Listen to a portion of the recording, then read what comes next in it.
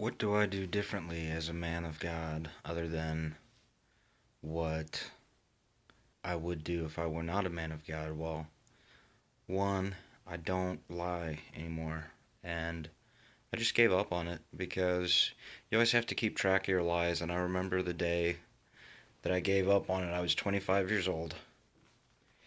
And I thought, okay, am I a good guy or am I a bad guy? What man am I? And I was 25 years old, and I chose to be a good man.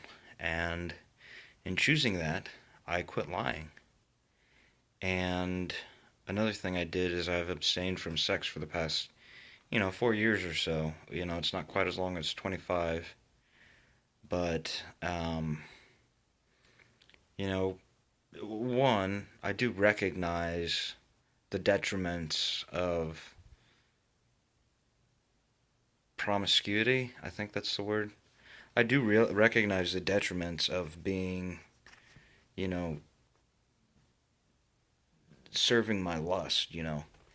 And I don't do it anymore. I believe what the Bible says when the Bible says not to, and I believe it's good for me from my own experience because there's not this drama in my life. There's not this, um, I don't know. I guess I believe in being in love, and promiscuity is not that. And I would rather be in love. I don't like playing games. I don't want to play games anymore.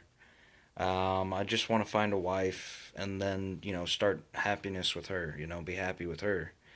And I don't want to play all these games and accomplish all these things that the world tells me, "Oh, hey, good job. Yeah, that's what it means to be happy. You got 7 women in 2 weeks. Good job." And, I, you know, I believe that I'm happier, being consecrated. I feel like my thought process, my train of thought is better. I feel like, um, I'm more together. I feel like I'm more together this way. And I appreciate it. I appreciate being more together as, okay, why am I doing it? It's according to God's plan. That's why I'm doing it. And I appreciate this way. I appreciate God's plan for me and its benefits to my life. And this is a decision that I've made. This is a choice I've made. I'm going to be a good man. I'm not going to be a bad person. So, anyone that thought I was going to be a bad person, I don't care how you feel right now. I'm not going to be a bad person. I'm going to be a good person. And, I do have a broken spirit. Um, I'm not complete. I have a mental disability. I have to take medication now, and I'm not completely intact inside. Um, I cared too much about the world at a time, and it broke my heart because it just refused to, do what I wanted it to do. I shouldn't have tried to do what I did, and I did, and I think that's generic, and that a lot of people can understand that if you're coming from the place where I'm coming from, this brokenness. And, I accept it. I accept my brokenness. I didn't want to be here. It's not fun being here, but I am here. Does it have its benefits? No, I don't think so. I mean, for me, I'd rather not be. I'd rather be, happy, have all this happy energy.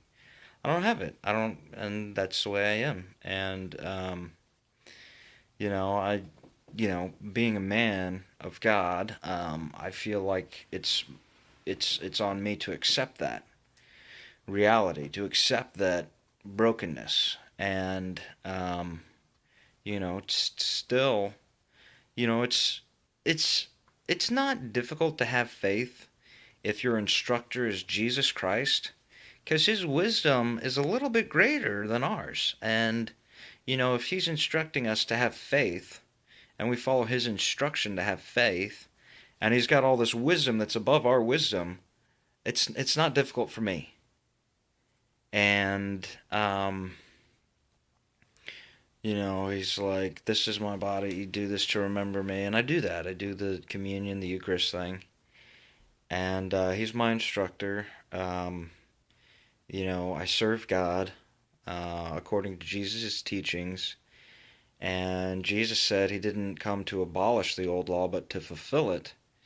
And so I pay mine to the Old Testament. And these are things that I do as a man, as my own person, where I take full responsibility for these actions. That this is what I'm doing. Am I going to be popular among shady people? No. Am I going to be popular among a crowd where everyone's trying to get away with things? Or am I going to be popular among schemers? No, no, I'm not. I'm not going to get along with them. That's not my life. And I'm done with that part of life. And that's what it means to me to be a man of God.